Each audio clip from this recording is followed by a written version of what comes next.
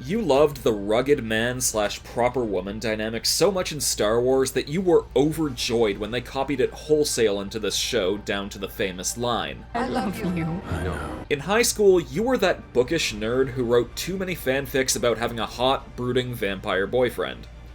Alternatively, you are Stephanie Meyer. To you, back-and-forth snarky jabs are synonymous with foreplay. He shouldn't die. Yes, fuck you. You are a firm believer in the inherent eroticism of Nakama.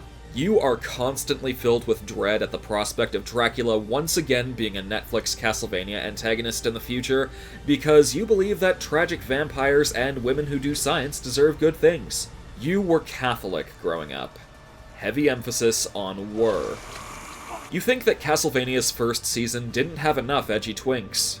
Your obsession with angsty boys eventually grew up into an obsession with angsty daddies. You never knew that fear boners were possible until you saw that one scene where Dracula threatens Godbrand. Get out before I slit you up the middle and bite out your heart. You're just here for some men getting pegged.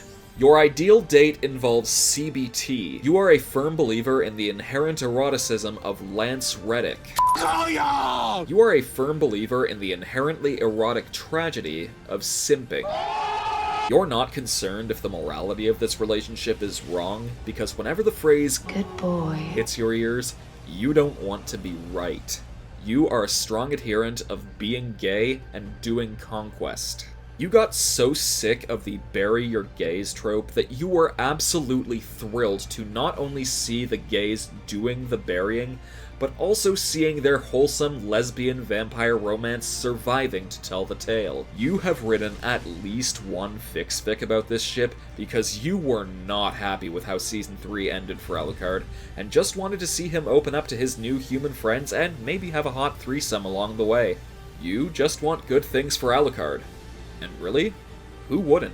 You were fucking crushed when Word of God confirmed that Greta was not a gender-bent Grant. Your ideal date will alternate at any point between intense hate-fucking and monologuing at length to the other person about how awesome you are. I am fucking perfect. You've watched A Day in Dracula's Life, aka the greatest Castlevania thing to ever Castlevania. I made your favorite pot roast. Oh boy, pot roast. You are Trevor Belmont. That is better than sex.